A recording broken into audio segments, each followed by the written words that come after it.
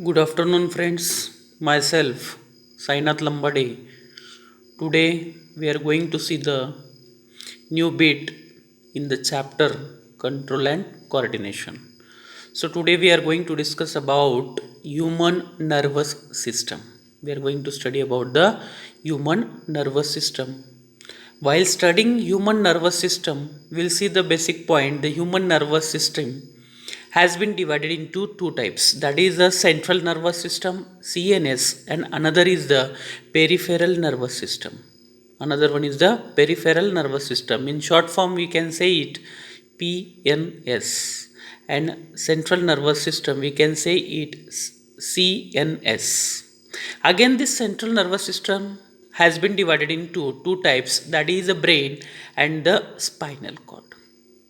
The nerves which are arising from the brain, those nerves are called as a cranial nerve.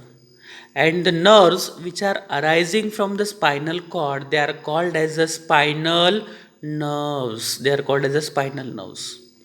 Now we'll see about the peripheral nervous system. As what happened in the peripheral nervous system brings a sensory information to the CNS and brings back by the motor neuron. This is carried out with the help of a peripheral nervous system. Whatever the information that is carried out to the brain with the help of a sensory neuron who carries towards the brain, that they are the sensory neuron. Here I have drawn a short one. This is a box. This is called as a CNS, central nervous system, or spinal cord. Whatever the information which is carried towards the CNS or a spinal cord, that is carried out by the sensory neuron, and what it will, the brain will interpret that one and send a command with the help of motor neuron. The command will be carried out by the motor neuron.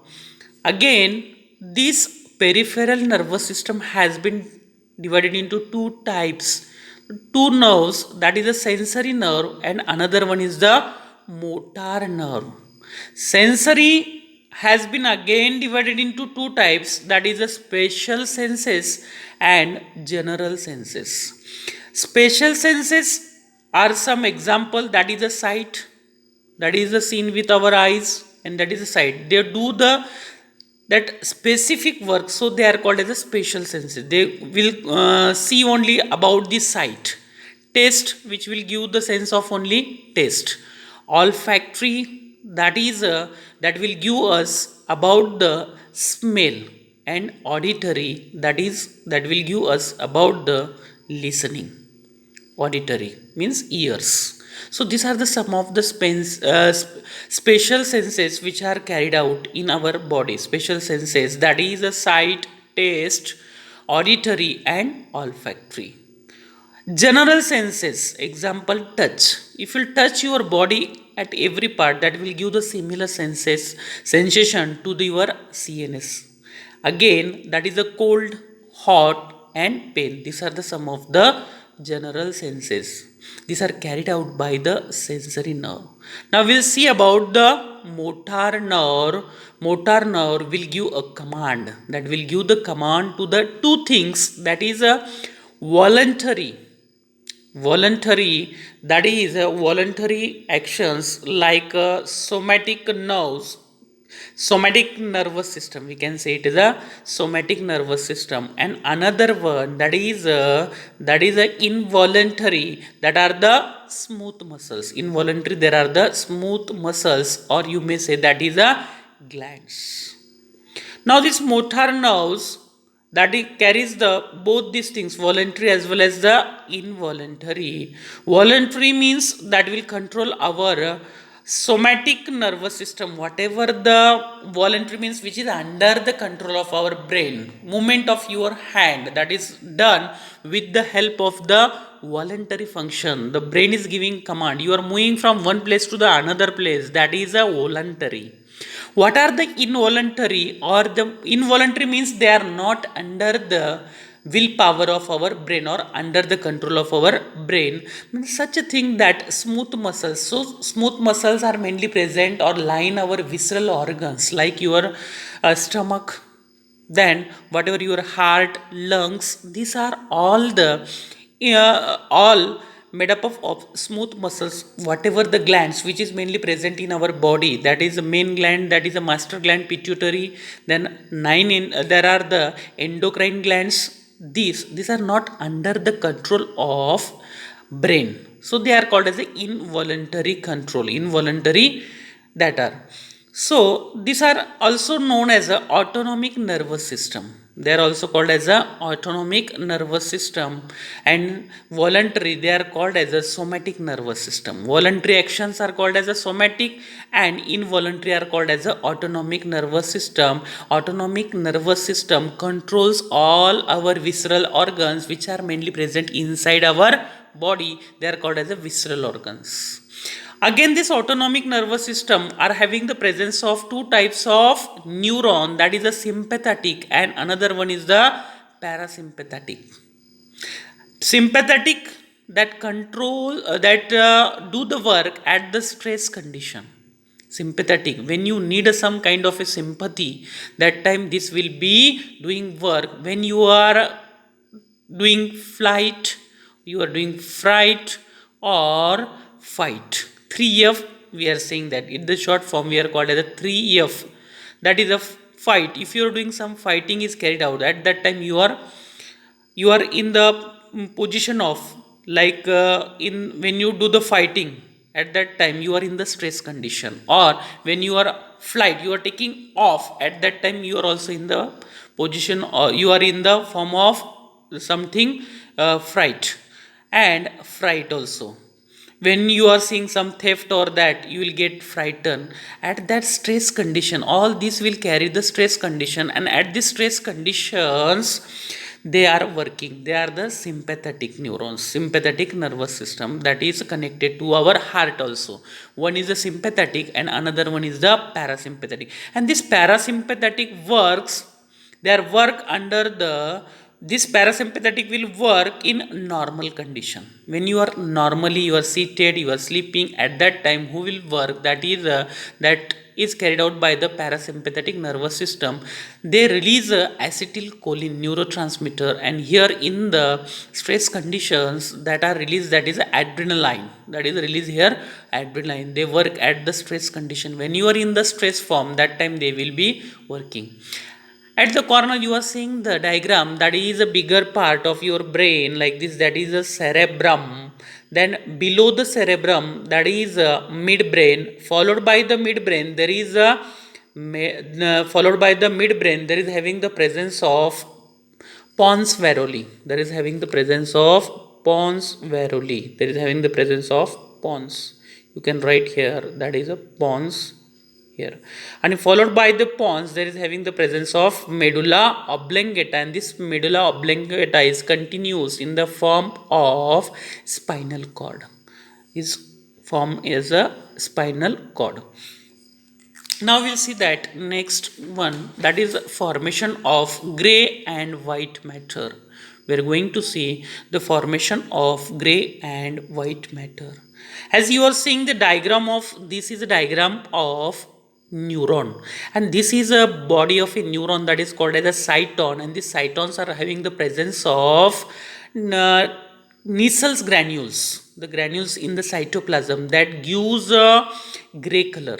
This Nissel's granule shows a gray color. Wherever the neuron is present, the cyton part will show a gray color, and wherever the axon part of that neuron will come, because this axons is covered with a myelin sheath. They are covered with a myelin sheath, and myelin sheath is made up of lipid, and they gives a white color, and this Nissel's granule gives a gray color. So cyton body of the neuron, that is gives a gray color, and axon will give the white color. The point is clear to you. Neurons has been divided into two types. Cell body will give the gray colored, axon that will give the white colored. Point is cleared. Then again we'll see about the brain. You see the structure, this is the largest part of our brain, that is a cerebrum. That is a cerebrum, and at the this membrane, this extra this outermost part of the membrane, there is having the presence of, what, these are the cyton part of the neuron, mainly the this outermost part are having the presence of cyton part of the neuron, and this region is called as a cortex. This region is also called as a cortex, and this cortex are having the presence of neuron body, and they gives a gray color because there is having the presence of Nissls granules, and cortex grew the gray color due to the presence of cyton. Then another part, this medulla part of the cerebrum, this is a medulla part of the cerebrum, and all the axon part of the neuron will come here, all the axonal part of the neuron, and this gives this medulla part will give us medulla are having the presence of what, that are having the axon, and axon are gives a white color, because it is wrapped with a myelin sheath. Some of the bodies in this white body, there are some bodies of neuron are present, they are called as a nucleus, or you may say that is also called as a basal nuclei, and followed by these, that is having the presence of midbrain. Here is having the presence of midbrain. So this axonal bulk or bundles are coming down towards the downer part of our brain, that is having the midbrain, then pons, medulla oblongata, and the spinal cord. Whatever the bundle of axon they are coming downward, this bundle of axons are called as a tract. Or we can say this group of axon is called as a tract, group of axons or bundle of axons in the CNS. Tract may be said as a bundle of axons in the CNS. Then bundle of nerves are also called as a axon. Bundle of nerves, that is also called as a axon. And ganglion means what? Ganglion means a group of neuron cell bodies in a PNS. A group of neuron cell body in a PNS, peripheral nervous system, and nerve, group of axon in the PNS. Nerve means a group of axon in the peripheral nervous system. So this gray matter has been divided into cortex region and middle some bodies are found, and these bodies are called as a nucleus, or you may say it as a basal nuclei. They are also called as a basal nuclei. You are seeing there in the white matter or axon, there are some neuron bodies are present, they give the grayish color, and these bodies are called as a nucleus, or you may say it is as a basal nuclei. And these axons are coming in the bundles downer side, they are called as tracts. Tract. Now we'll see the next one about the central nervous system. So while studying central nervous system, we shall see some few points about the central nervous system. Brain and spinal cord are the part of CNS. Central nervous system are having the two main parts, that is the brain and spinal cord. All of you might be knowing that part. These are some basic points about the central nervous system, which lies mid-dorsal axis. Means centrally, mid-dorsal, central part of our body, that centrally lies our brain and the spinal cord. Dorsal side of our body, back side of our body, you are seeing that spinal cord is running central axis in the center. This brain is enclosed within the brain box called as a cranium of the skull. The brain is enclosed in the brain box, that brain box is called as the cranium of the skull, whereas spinal cord is covered by the vertebral canal of the vertebral column. Spinal cord is also having a one boning cover, that is called as a vertebral column. Inner to this bony covering, there are protective membranes. Beside this bony covering, there is also protective membranes called as a meninges, that is called as a meninges, and this meninges protect the brain as well as spinal cord. This meninges protect brain as well as spinal cord, and meninges are nutritive and protective in functions. Meninges are also nutritive and protective in function. This meninges provide nutrition to the brain as well as protect the brain. Now we'll see these three parts of these three layers of meninges. The outermost layer of our brain, outer is the skin, that is called as a scalp. After the scalp, there is having the presence of parietal bone, that is called as a cranium, and followed by the cranium, there is having the presence of meninges, and this meninges having the three layer. Meninges are having the three layer. That is the first layer, outermost layer of the meninges, that is the dura mater. Middle layer, that is the arachnoid matter, and the innermost layer, that is the pia mater or pi mater. Mater means mother. Dura is the outermost, arachnoid is the middle one, and pi is the innermost. So dura mater, it is the outermost tough avascular. Dura mater is the outermost and it is a tough and avascular. Avascular means absence of blood vessel, and that is a thick and made up of fibrous connective tissue or fibrous meninx, and is attached to the inner side of the cranium. This dura mater is attached to the inner side of the cranium. Now you might be saying this is the cranium covering of the brain, and brain is from inside, that is attached with the help of this inside, attached with the help of this dura mater. This is a dura mater, that is by the dura mater. Then next point, it is separated from underlying arachnoid matter. This dura matter is separated with the help of this another middle layer, that is a arachnoid matter. That is a arachnoid matter. In between these there is having a little bit space, and that is called as a subdural space. That is called as a subdural space. That is called as a, and this subdural space is filled with a fluid called as a serous fluid. That is filled with a fluid that is known as a serous fluid. Now next point, that is the arachnoid matter. Now we are going to see that is a arachnoid matter. Arachnoid is the middle one. It is a middle, thin and non-vascular layer.